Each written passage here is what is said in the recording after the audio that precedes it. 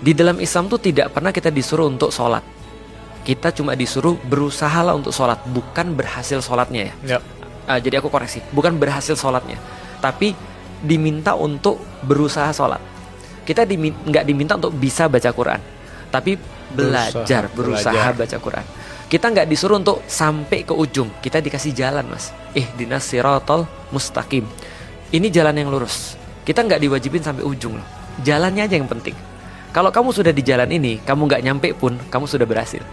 Makanya kan ada seorang yang sangat terkenal, namanya Hasan Al-Banna.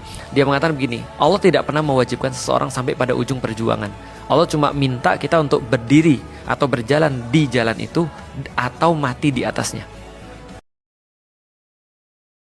Salah satu alasan kita masih hidup sampai hari ini ya Allah lagi nungguin kita taubat, sudah gitu aja. Jadi kalau ada perasaan, ya itu banyak dosa, aku mengucilkan diri sendiri dan yang lain, tapi kamu taubat masih diampuni. Masa iya? Ya kalau Allah nggak mau ngampunin kamu udah mati, udah gitu aja. Kan gampang.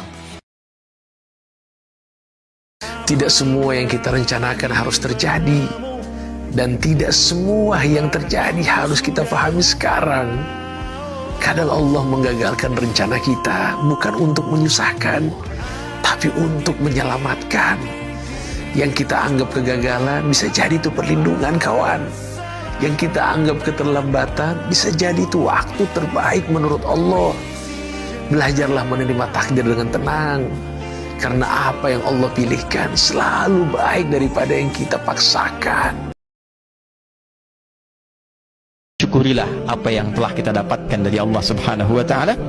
Selalu berpositif thinking bahwa apa yang kita dapatkan sesungguhnya anugerah yang telah kita mintakan, dan tingkatkan syukur kita kepada Allah, yang dengan itulah anugerah akan bertambah bahkan dari sisi yang tidak kita duga. La in syakartum la azidannakum. Kalau kita tambahkan rasa syukur, nikmati semua proses hidup, maka Allah tambahkan dari sisi yang tidak diduga. Hei hambaku, kalau engkau punya masalah dalam hidupmu, apapun yang kau alami, terima dulu dengan sabar sebagai ujian dariku, lalu datang kepadaku lewat sholat.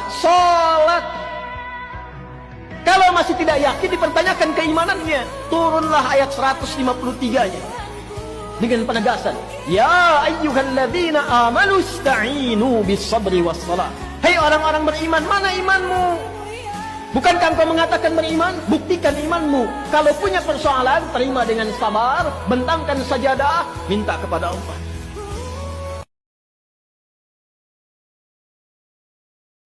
Dan jika Anda punya persoalan dalam kehidupan, terima dulu dengan sabar. Ini indah sekali kalimatnya. Kata Allah, jika Anda punya persoalan dalam kehidupan, terima dulu dengan sabar. Karena ujian itu diberikan oleh Allah, hakikatnya untuk meningkatkan kualitas hidup, bukan untuk menjadikan kehidupan bermasalah. Indah. La yukallifullahu nafsan illa usaha. Inna ma'al usri. Jadi ketika diuji oleh Allah, terima dulu. Gak mungkin Allah uji kalau saya gak sanggup. Yang kedua, pasti selesai. Pasti selesai. Itu secara psikologi menyamankan. Nanti setelah itu, bawa itu dalam sholat, kata Allah. Ternyata salah satu desain sholat itu bukan sekedar menjadi kewajiban untuk pembuktian keimanan kita pada Allah, sekaligus juga menjadi rahmat Allah untuk mengentaskan semua persoalan kehidupan kita.